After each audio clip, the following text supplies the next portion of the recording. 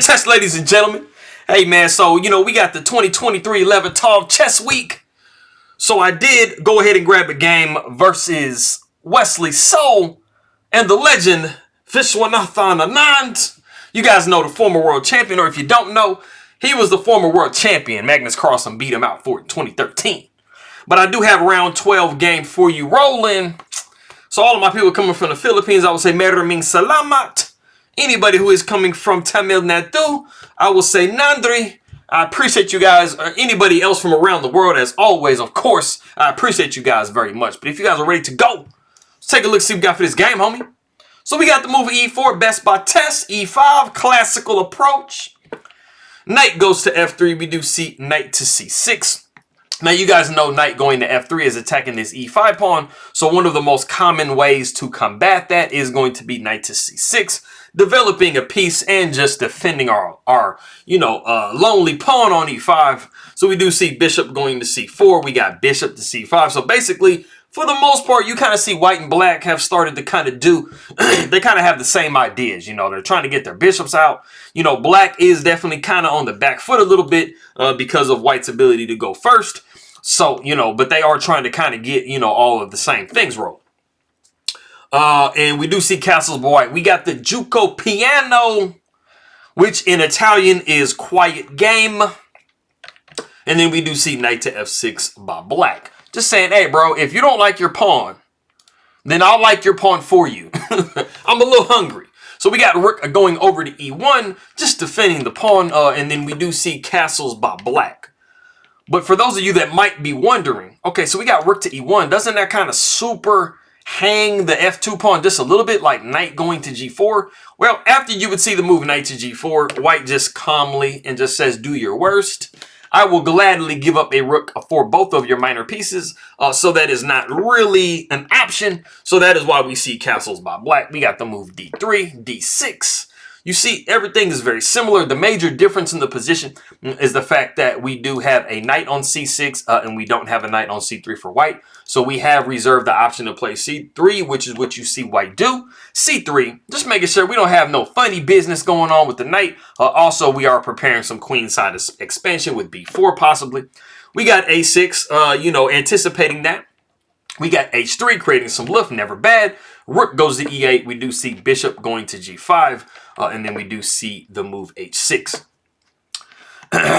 So we do see H6. Okay, bishop goes back to H4, trying to maintain the pin. Asking black, do you want to just completely damage your queen side to get rid of my bishop or what? And so Anand just simply says, hey, I'm going to drop back to A7. You know that, well, you might know that. D4 is a very thematic pawn push for white. So, bishop going back to A7 is just sidestepping it. And then when D4 does possibly come, you have the option to hold the tension because you don't have one of your major pieces attacked. So the knight B comes to D2 and we do see the novelty of the game. Now, pretty crazy because knight B to D2 is like super, super common in these positions. So interesting. But we do see knight going to A5. Black is basically saying, I don't like bishops, homie. And we do see the move bishop to D5. And because the knight is currently pinned to the queen, we are not going to be seeing, any knight taking D5 business because bye-bye queen. We're not going to do that. So Anand decides, he says, hey, man, I'm going to go ahead and break the pin. I'm going to go ahead and give me a little bit of damage in front of my king. But, I'm still good. You don't have a whole lot of pieces kind of attacking that area over there. So I'm kind of good for the moment. The bishop does drop back to G3. And then we do see king to G7. And it might kind of seem like, okay, bishop went back to G3. So we broke the pin. So can't we go knight takes D5? Now, you can. It's not super suggested. It's not like it's lost. But one of the details about that is if knight does take D5, you would be looking at pawn taking D5. And now the slight problem is you've kind of stranded your knight on the side of the board. And you're going to have to make some kind of weird moves like, B6, B5. Type deal to try to reroute your knight somewhere. You just kind of inconvenience yourself a little bit, not necessarily lose the game. But we do see king to G7. We got B4. We see knight going back to C6. And then we do see one of the critical decisions, bishop taking C6 and then pawn taking C6. And white is hoping that they've given up their bishop for a knight. They've caused some structural damage to black and maybe they can take advantage of that somehow. So we do see the move D4 in this position. Like I said, desired pawn push. we got pawn taking and then knight taking. And we're basically asking black, do you want to trade your bishop for my knight because it's in the center? And that is not really something that black wants to do. We do see bishop going to d7, just protecting the c6 pawn. But if we go back, if we did see, this is the problem with bishop taking d4. We would see bishop taking d4 and then pawn taking d4. And you have given white just a little bit too much. It's not completely winning, but it's very favorable for white. You have given white this beautiful pawn center. You have also given white a half open file that they can move a rook to and a queen to possibly to start really pressuring these weaknesses on your queen side. So you got to be really careful when you just go into trades because you might be giving your opponent a little bit too much. So that is why we do see bishop to d7. We got queen going over to f3. We see the move g4. Pawn takes and then knight takes, and this does kind of activate the knight just a little bit. Like I said, you know, white, they have some stuff going on, but they don't have like a lot of pieces over here on the king side. So this king is actually relatively safe for the moment. We do see knight taking c6, and you know, this is it's kind of an interesting idea. It does actually come to fruition, but you're basically just saying, hey man, I want to deflect this bishop so that I can take this knight, and I have kind of won a pawn. So I mean, it is kind of a pawn. So we do see queen going to g5. We see knight taking a7, queen taking d2. We got knight back to c6. And then we do see that idea come into play with bishop taking c6. And then we do see the queen going to g4 with check. And black just decides to block it. It's actually one of the better moves to trade on g5. And that is what we see. Queen taking g5, pawn taking g5. The one thing about it is, though, even though you are up a pawn, you did kind of help black with their pawn structure just a little bit because you guys see that they had split pawns and now they have, you know, gotten connected pawns. So it's subtle, but, you know, like I said, you have to consider, you know, what you're kind of giving your opponent and also what you're getting when you do go into situations. Trades are going to slightly benefit white just a little bit. We got f3 trying to just maintain a chain. We also have a dark square bishop, so this is a more favorable structure to have so that our bishop can have free movement. And Anon just says, bro, what you think you're doing, homie? No, f5. Just trying to break all of that down. You are absolutely trying to rip the position open, and, you know, you will give, you know, white an isolated pawn. So pawn does take f5. We do see king to f6. We're not in a hurry to try to recover the pawn. It's not really defendable. We cannot push g4, so we're not in a hurry to get rolling. We do see the move c4.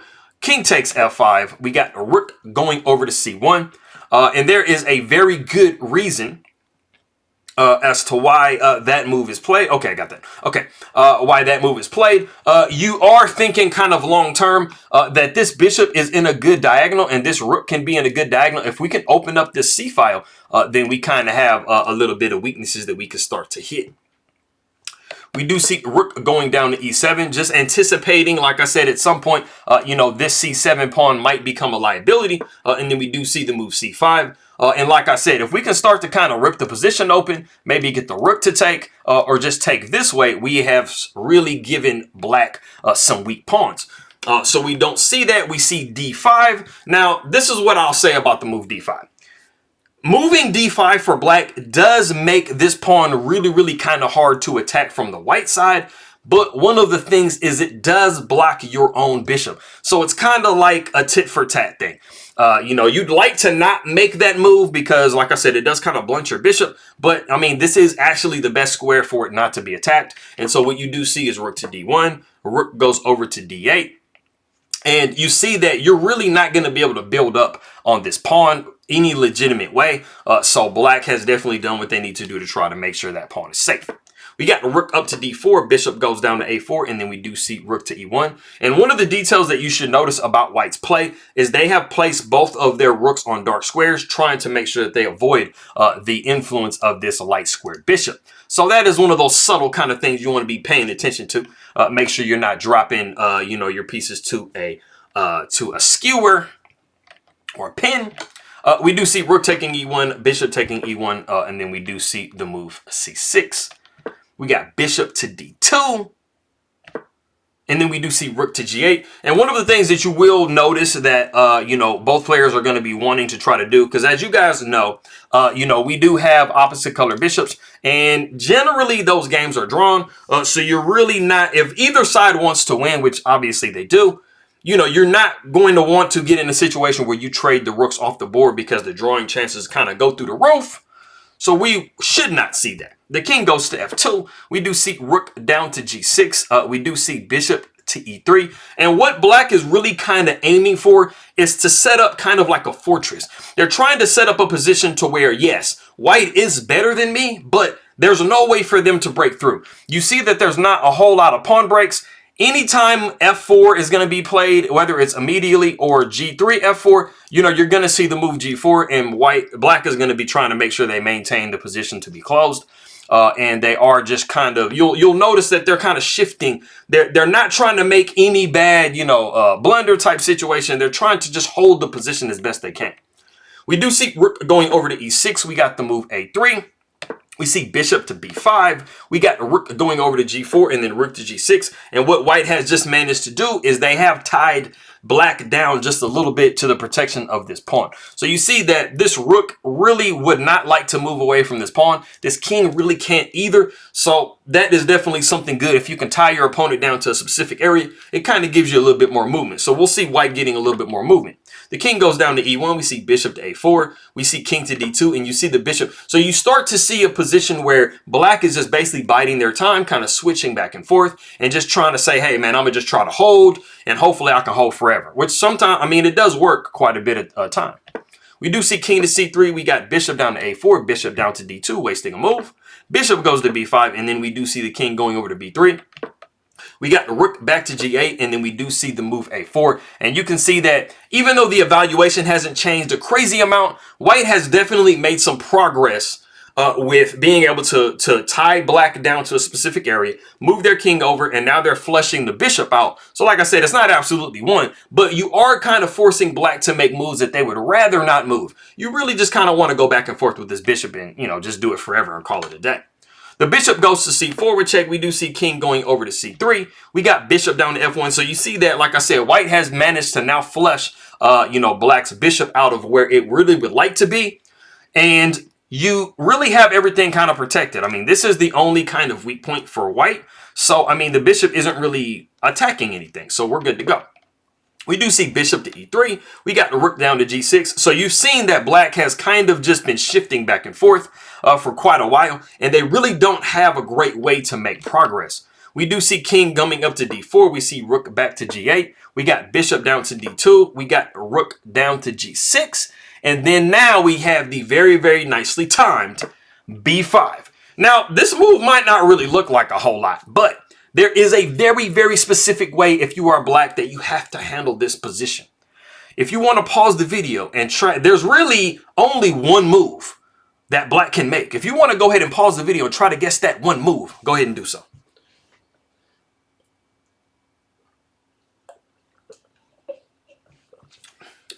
All right, man. So it kind of seems like, okay, the strategy of just kind of shifting back and forth, like, I mean, you probably should know that you can't really do that here because this is a very critical point. When b5 is pushed, you really can't just allow, you know, white to just push through because it would just be creating a pass pawn. So you have to take action to try to blunt what white is doing. So the two main questions that you probably should ask is, do I take pawn takes b5 with A, or do I take pawn takes b5 with B? They are very, very different moves. What we actually saw in the game was C takes b5, and this does allow Wesley So to kind of put his foot in the door. And I will show you what that looks like. But in this exact position, what we need to do is we need to go A takes b5, and then after a5, basically sacrifice the pawn, and then nothing has really at all changed. This bishop is maintaining this diagonal, so this pawn really can never push. And we don't allow white to get any penetration into the position. So, going back to what we saw in the game, like I said, pawn takes b5. It might kind of seem like both moves are basically the same difference, but you will see that C takes b5 was a major difference than A takes b5. We do see that same kind of idea with a5. We got the king going over to e6. We do see rook going down to g3 because white can definitely waste some moves. And black has moved away from that protection of that pawn like I was telling you guys before. But in this position, you might say, okay, I don't want to change anything like with those pieces. What if I go bishop to c4? Well, bishop to c4 has its own set of problems because the rook is going to be taking g5 with check. The rook would take back, and then the bishop would take, and then the king would take. And the problem that you have is c6 push. You do not have a way to get this bishop out. If you do try to do that, you're going to be dropping this pawn, and then, I mean, you just have free inroads into black's position, and you absolutely cannot do that. So we do see king going to e6. We got the rook biding time with g3, and then the rook does go to g8. We see rook back to g4, asking black what they want to do. We see king back to d7, and then king takes d5, and we have just secured another pawn for our position. Bishop goes to c4 check. We see king down to d4. So it kind of looks like black is going to start kind of putting white in a box. But we don't see that. The rook does take g5. And like I said, you don't really want to trade pieces, especially if you're black, because you are down some material. So the rook does go to d8 with check. The king sides down to c3. We got to make sure we protect our bishop on d2. We do see rook going down to d3 with check, and then the king goes down to c2. And it kind of seems like black has made some progress, like they've kind of penetrated into the position. But we see the really spicy bishop to b4.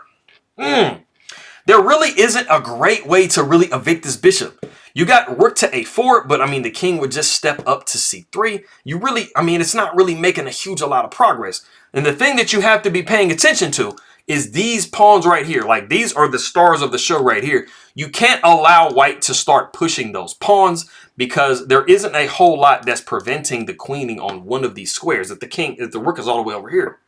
So we do see rook to b3. It seems like, hey man, I'm gonna attack this bishop. We're good to go, right? Well, you do see rook to g6 with check first. The king goes down to d5, and then you do see rook to d6 with check. And this is forcing the king further over. We got king to e5, and after bishop to c3 with check, we do see Anand resign the game. And I think this is a perfect situation right here because I think there are not a lot of people that can look at this position and just be like, oh, obviously this is winning. Because it doesn't really kind of look like it's just completely obvious, like why Anand is resigning. It seems like maybe there's a little bit of life that's going on. I kind of have a pass pawn over here, right, if I'm black, right? Well, this is the problem that you have. One of the suggestions of the computer is actually to take a rook takes c3. You'll see that become relevant in a minute. But the problem is you really kind of have to move the king somewhere. If you're not going to take on c3 with the rook, you have to move the king somewhere. So if we see something like king to f4, you would be seeing the pawn pushing right here. And you really just have too many problems because, number one, this bishop has kind of cut off this rook. You have to spend a couple tempi to try to get the rook around. You're not going to do it in time. And then, very, very crucially, the only move that you can make to prevent this pawn from queening on c8 is bishop to e6. But obviously, you guys can see bishop going to e6 is just going to fail to this. So there is no good way to prevent this pawn from becoming a queen. And you are just going to be playing a position, literally a queen down. And you don't want to do that. And you have like less pawns too. So in light of this scenario, that is why we see Viswanathan Anand resign the game. So I appreciate everybody very much for coming by. Maraming salamat aking makaibigan. Posa na nudo in king my video. Magandang umaga to you. Mabuning pagbati. I appreciate everybody for coming by. And I will say vanakkam for anybody coming from Tamil Nadu or Namaste, wherever you're coming from. And I will see you guys next time.